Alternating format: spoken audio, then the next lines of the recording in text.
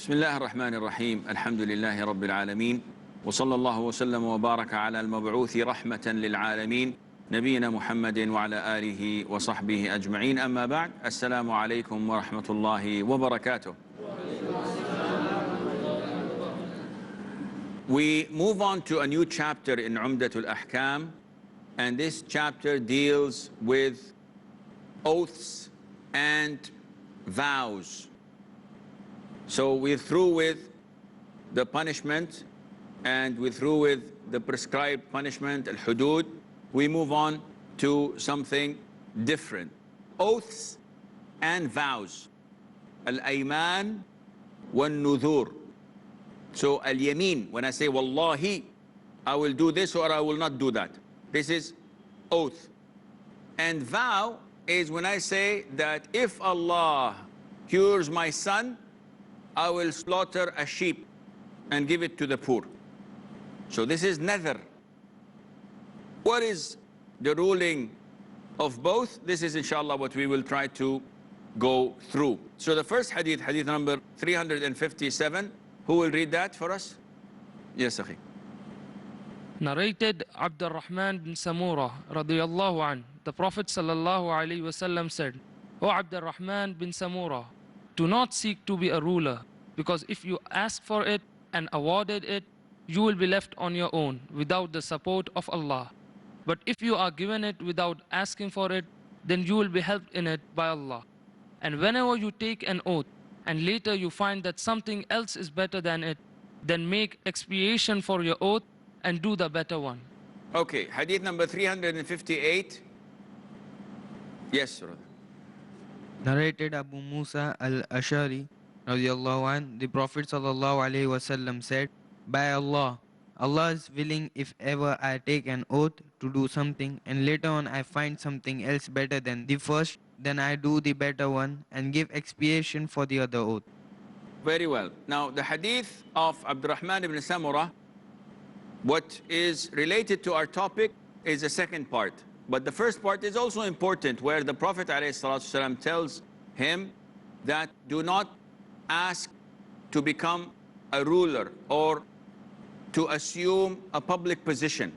Because if you do, then Allah Azza wa Jal would not help you and support you. While if it comes to you without you requesting it, Allah would help you and support you.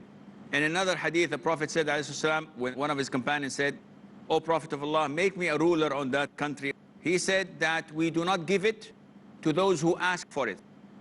Because assuming a public figure or a public position, being a ruler or a governor, is not luxury, it is a responsibility. So if someone comes and asks for it, this means that this is a little bit dodgy. Maybe he wants to take something from under the table, from under the counter. He wants to make money. And that is why you find a lot of the government officials are filthy rich. Where did you get the money from? Oh, my father was, yes, he was a beggar. My mother was, yes, your mother was working in a farm. Where did you make the money from? Public office, your salary is so and so. So where are you getting the money? Definitely you are a crook. You're being paid bribes, you are doing this, you're investing, you're using your authority.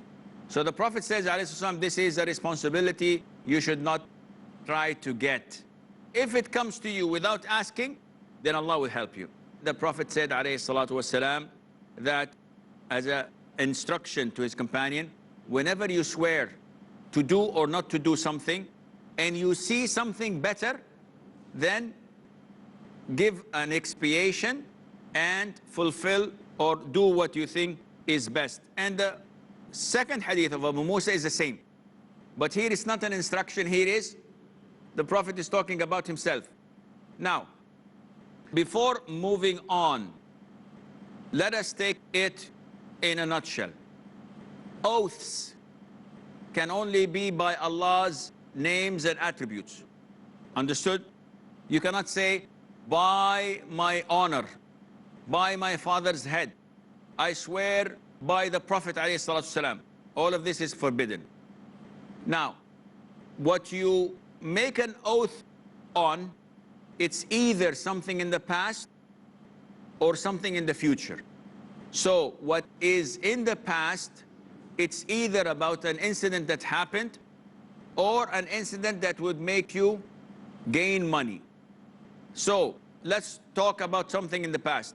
Did you take this man's wallet? Wallahi, I didn't take it. And you took it because it has money in it. This is one of the greatest sins. And we will come to hadith discussing this. If it's something you thought that was as you have sworn about, but then discovered that it wasn't, you're not sinful. Someone tells you, give me $10, please. Said, Wallahi, I don't have a penny in my pocket.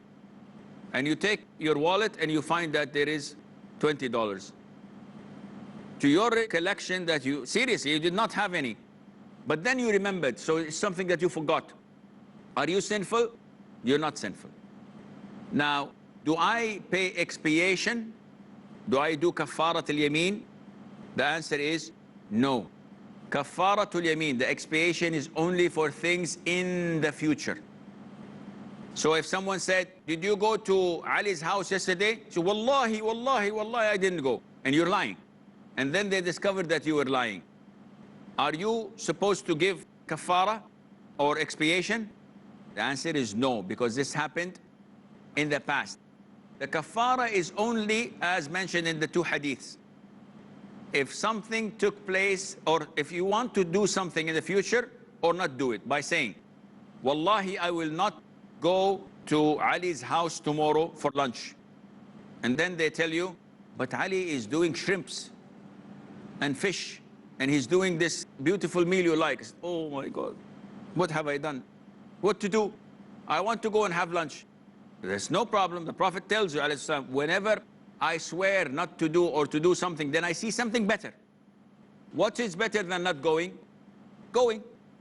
What is not better than not going? Is to go. So Allah Azza wa Jal gave you the expiation. Pay the expiation and go. And likewise, if I say I will do something, so my son does something and I tell him, Wallahi, I will hit you for that. And then his mother comes and says, okay, if you're a man, hit him. And then I will show you what I'll do to you. I'm afraid now. There's a big problem. So I say, I'm not going to hit my son. But what to do? I swore. I made an oath. The answer is easy. Give expiation. What is the expiation? It's mentioned in Surah Al-Ma'idah. فَكَفَّارَتُهُ إطعام عشرة مساكين من أوسط ما تطعمون أهليكم أو كسوتهم أو تحرير رقبة. Option number one, you have three choices. Choose whatever suits you. Either you feed 10 poor people, or clothe them, give them clothes to wear, which is more expensive and more trouble, or free a slave, which is even more and more trouble. We don't have any slaves. So the average people would feed 10 people. What to feed them? Allah tells us to feed them from the average that we eat, which means that a small sandwich is not sufficient, because this is not a meal that we usually consume among our folks and people. And scholars say that if you give half a sa' is equivalent to 2 mud. And the mud is what gathers in an average person's 2 hands. So this is 1 mud, 2 mud. This is half a sa'. So if you give half a sa', which is equivalent to 1.25 or 1.5 kilogram of rice to each individual, so 10 people, you give them 12 kilos and half. This is sufficient and this is enough. Or you cook food. So use some biryani and some meat and give a meal to 10 people, each one a meal. This does the job. So this is the expiation. What about if I cannot? I don't have money. I'm totally broke. This happens with the children. My son says, or my daughter says, Wallahi, I will not do this. And I say, yes, you will. So now she has to break her oath. What to do? If she or he does not have money, then they go to the substitute, which is fasting 3 days. And it has to be in a row. It's an issue of dispute, but the most authentic opinion, it has to be 3 days in a row. This is the expiation for saying, Wallahi, I will do or I will not do. Understood, inshallah. We move on to the following hadith, which is hadith 359. Who will read this for us? Okay, go ahead. Narrated Umar bin al-Khattab radiallahu anhu that the Prophet sallallahu alaihi wasallam said, Allah forbids you to swear by your fathers. In another narration for Muslim, so whoever has to take an oath, he should swear by Allah or keep quiet. In another narration, Umar said, by Allah, I have never sworn afterwards since I heard the Prophet sallallahu alaihi wasallam forbid it, neither remembering nor quoting. Very good. Now, this hadith is related to the chapter of oaths and vows, because here the Prophet ﷺ forbade the Muslims from swearing by their parents, by their fathers. And this is up till today. Unfortunately, in Arab world, they still use it. I don't know if you use it in your daily languages, but people still say, by my father, or by the head of my father, or by the life of my father, when they want to make something strong. Because if you say, wallahi, say, no, no, no, no, you're lying. But when you say, by my honor, or by my father, so he's telling the truth. So the Prophet tells us, ﷺ, do not swear by your fathers. Whoever is willing or wanting to swear, he should swear by Allah. Otherwise, keep silent. And Umar, may Allah be pleased with him, said that since I heard this from the Prophet ﷺ, I never swore by any other than Allah, neither personally nor quoting. And even if someone said, by my father, I would not say, so-and-so says by his father. Even quoting it, I would not come to it.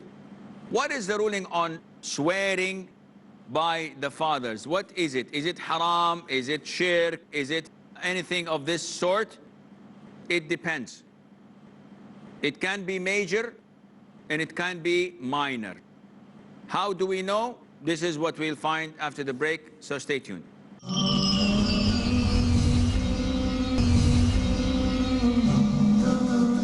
Assalamu alaikum and welcome back. So, when we swear by other than Allah, how do we know that this shirk, that is major or minor? First of all, you are not allowed to swear except by Allah and His beautiful attributes. So you can say, Wallahi, Wal-Rahman, Wal-Aziz, Wal-Latif. This, the article wa, it is an article of swearing. And the end of the name of Allah Azza wa Jal has to have kasra. You cannot say Wallahu, this is not swearing. You have to say Wallahi, Wal-Rahmani, Wal-Latifi, Wa-Rabbi. All of these indicating that this is swearing. And you can also swear by Allah's beautiful attributes. وَعِزَّةِ الرَّحْمَنِ وَجَلَالِ اللَّهِ وَكَلَامِ اللَّهِ. So if someone says, Wal-Qur'an, said, yes, this is Allah's attribute. Al-Qur'an is Kalamullah, is the speech of Allah subhanahu wa ta'ala, and it is His attribute. It's not created. It is one of Allah's attributes, so this is allowed and permissible. Now, if someone swears with other than Allah, now we have to look into intention. So if someone says, by my honor, by my parent, by my father, I swear by my dignity. We ask this person, do you think that your dignity and your father and your this and that equivalent to Allah Azza wa Jal? He said, no, no, no, no. A'udhu billah. This is nothing that comes close to what I believe. In this case, we tell him, okay, you have committed minor shirk. And minor shirk is below major shirk, which nullifies Islam, and it is greater and more dangerous than major sins. So it is not something to be taken lightly. But if someone says, yes, when I say, by my Prophet ﷺ, I believe that the Prophet ﷺ has powers to bring me benefit and protect me from evil and this or that. If I swear by one of the saints, all these things that people swear of and believe in, and I say, yes, they know the unseen, this is major shirk. This nullifies a person's Islam, depending on his intention. So the least is greater than major sins, and the max nullifies a person's Islam, so it's a very dangerous thing to go through. Okay, moving on to Hadith and 61. In this hadith, Prophet Solomon, peace be upon him, who was both a prophet and a king, he took an oath that I will have intercourse with all these women, and each one will conceive a child that will fight in the cause of Allah. Look at the what? Look at the intention. Now, this is the difference between the prophets of Allah and us. Even in halal things, they have intention to please Allah. So when I'm drinking coffee, what is my intention? Drink coffee, I like coffee. Then this is halal, you're not rewarded. But if my intention is to clear my throat so that I can be able to lecture you in an audible sound, an audible voice, and to give me power to be able to give and teach, by Allah, my drinking the coffee would be a form of worship. And that is why a proper Muslim, everything he does, he has a good intention. Even if he's playing football, for example. I enjoy playing football. Allah rewards me? Yes. If your intention is 1, 2, 3, 4, something that is good. And you can do this with everything you do. Your studies at school, being kind to your younger brother, your father telling you to get something from the car or from the grocery shop, and you go with the intention of pleasing Allah. Everything you do is for the sake of Allah Azza wa Jal. So he said that 70 boys will come and fight in the cause of Allah. How could he swear on something he doesn't know that will happen or not? Maybe because he was thinking that this is part of the mulk, the sovereignty that he prayed, oh Allah, grant me sovereignty and wealth that no one can have after me. So he had control over the jinn, he had control over a lot of things. So he thought that this is part of it. His companion, and it was said that this companion was an angel, told him, say Insha'Allah. And this is why the compiler of the book brought this hadith. He did not say Insha'Allah. Either he forgot or he did not. And Allah Azza wa Jal willed it, and none of them conceived except one, and she gave birth to a handicapped child. And the Prophet said, alayhi salatu wasalam, commenting, had he said Insha'Allah, then he would not have gone back or broken his oath. And that would have made what he wanted easier to attain.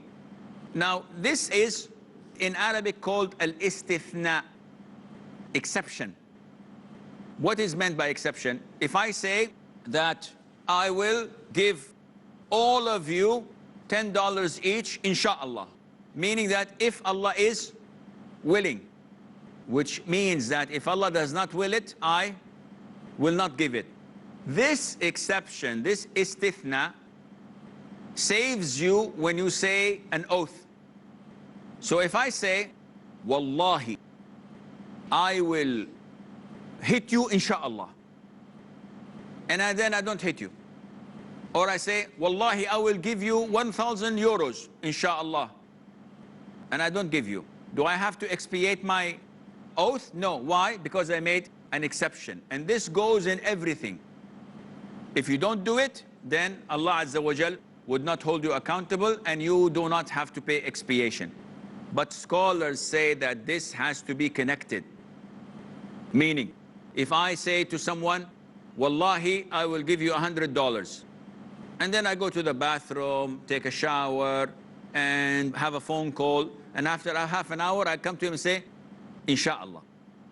Scholars say that this is not applicable because it's not connected. It has to be connected, and the difference is very negligible and little. Because Sulaiman, may Allah peace and blessing be upon him, the Prophet of Allah, Solomon, said, I will do this, and then the angel reminded him. So there was a pause, but was it long enough? This is negligible. The pause, if it's too long, then this exception is not considered to be valid anymore. And always when you swear, say Insha'Allah. And if you fail to do it, Alhamdulillah, even promises. But don't do it with the intention not to do it. So someone says, tomorrow you have to have lunch with me. And I don't want to have lunch with him. So I say, Wallahi, I'm coming for lunch, inshallah. And intending not to come, this is not recommended, but still the ruling is the same. If you don't show up, if you don't come, you don't have to pay any expiation. We open the floor for Q&As. Yes, Akhi. Assalamu alaikum, Sheikh. Alaikum salam. My question is, what is the expiation if someone took an oath alone that Wallahi I will not commit any particular thing, but he broken it a number of times? Very good question. If someone takes an oath to do or not to do the same thing. So for example, a person who smokes, he says, Wallahi, I will not smoke. Wallahi, I will not smoke. And he smokes 5 or 10 times. So does he pay an expiation for each time? And the answer is no. It is one expiation. So if he smokes 10 cigarettes, he expiates once. If he takes another oath after smoking the 10 and saying, Wallahi, from now on I will not smoke, and he swears, and he smokes another 5 or 10, then only one expiation. But if he makes an oath on different things, Wallahi, I will not smoke, and I will not eat pork, and I will not watch movies, and I will not listen to music. And in one night he does all 4. What does he do? He has to pay 4 expiations. If you tell a friend a secret and he says, Wallahi, I won't tell, and then he tells, he will expiate for his sin. He has to expiate for breaking his oath, but he's sinful for also breaking the trust of his friend. So he's sinful twice, but the expiation takes care of one of them. Because you cannot break the trust of your friend who entrusted you with something unless it has bad implications. The consequences, if someone tells you, I'll have a secret, swear that you will not tell, and say, I swear I will not tell. He says, I killed a man. And then you will be conspiring with him. No, this man, killing a man is something that has to be reported. This is all the time we have. Until we meet next time, fi amanillah. Wassalamu alaikum wa rahmatullahi wa barakatuh.